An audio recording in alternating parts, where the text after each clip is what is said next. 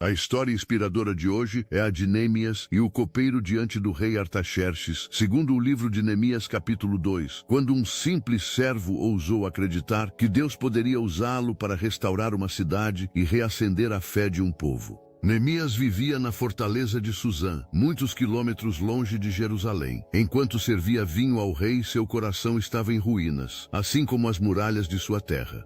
Ele havia ouvido o relato de seu irmão Hanani. Os exilados estavam em grande miséria, e a cidade sagrada era alvo de zombaria. À noite, Neemias não dormia. As palavras ecoavam em seu coração como um lamento que pedia resposta.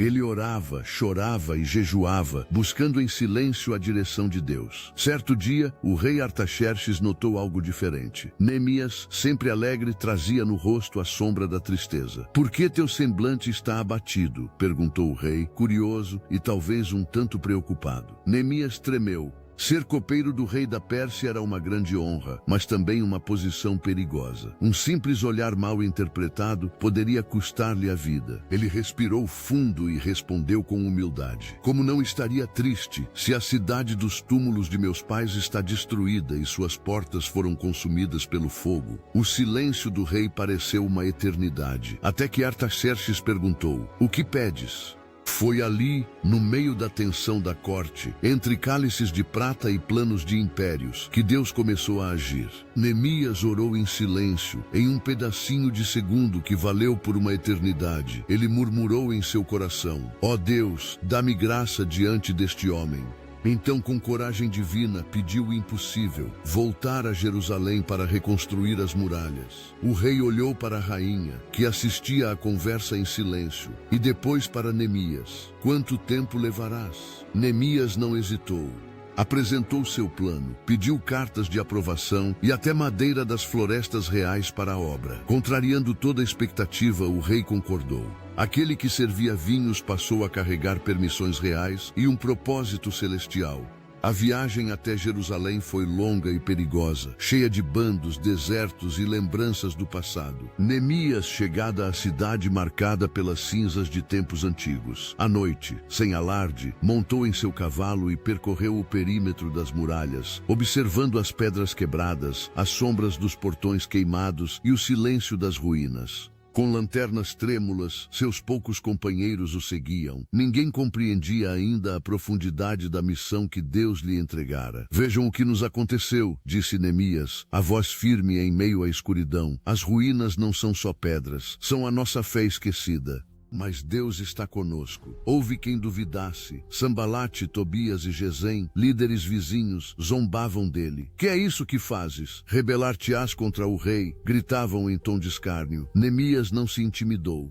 "O Deus dos céus nos fará prosperar", respondeu. "E nós, seus servos, nos levantaremos e edificaremos." As risadas ecoaram entre os vales, mas aquele homem não se desviou. Ele sabia que quando Deus inspira um coração, nenhum poder humano pode abalar o que foi determinado nos céus. Com apenas coragem, fé e um coração servido pela oração, Neemias começou a obra. Os muros começaram a ganhar forma. Mãos calejadas, corações despertos e vozes unidas trabalhavam lado a lado. Homens levantavam pedras, mulheres carregavam água, e até crianças observavam com olhos cheios de esperança. A cidade, antes silenciosa, vibrava. Contudo, os inimigos não descansaram. Espalhavam rumores, ameaças, mentiras e ataques. Quando as palavras não bastaram, prepararam emboscadas. "Venham e nos encontremos no Vale de Ono", diziam, tentando enganá-lo. Neemias, concentrado no trabalho, respondeu a cada mensageiro: "Estou fazendo uma grande obra e não posso descer." Sua resposta ecoa até hoje como um grito de fidelidade. Quem está focado no propósito de Deus não abandona o muro para discutir com o medo. As ameaças se intensificaram.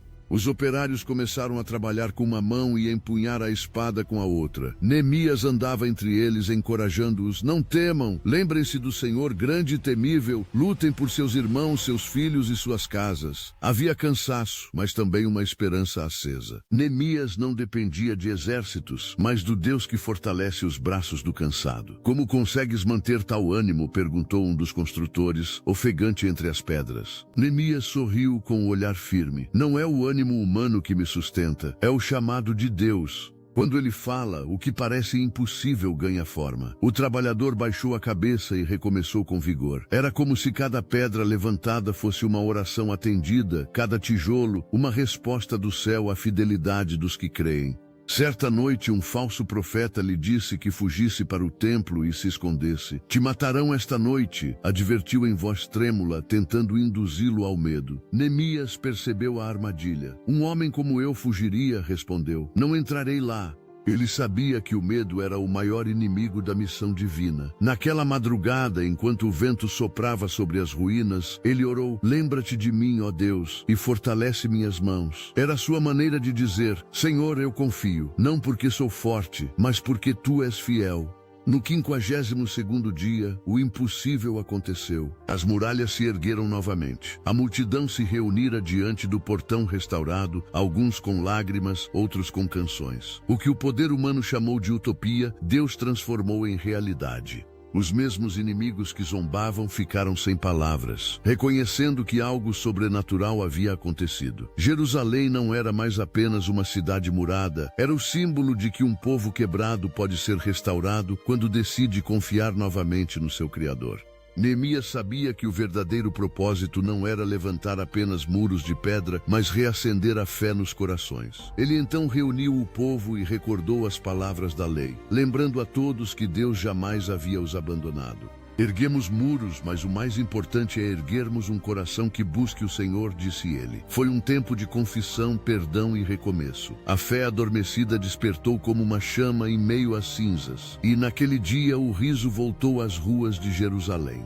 Hoje muitos de nós também caminhamos entre ruínas invisíveis, famílias desfeitas, sonhos quebrados, esperanças enterradas. A história de Neemias nos recorda que Deus ainda chama construtores da fé. Ele busca corações dispostos a orar, ouvir e agir, mesmo quando parece tarde demais. É nos momentos de desânimo que mais precisamos lembrar, se Ele nos deu um propósito, também nos dará os recursos e a força para cumpri-lo. Nenhum muro é grande demais quando Deus coloca suas mãos sobre o alicerce. Que esta história reacenda em seu coração o mesmo fogo que moveu Neemias, o amor pela restauração, a coragem diante da oposição e a fé em um Deus que transforma pranto em celebração. Quando os muros ao seu redor parecerem ruir, lembre-se, há um Deus que reconstrói tijolo por tijolo tudo aquilo que o mundo disse estar perdido. Se você gostou, curta e compartilhe para que mais corações sejam fortalecidos por essa mensagem de fé e esperança.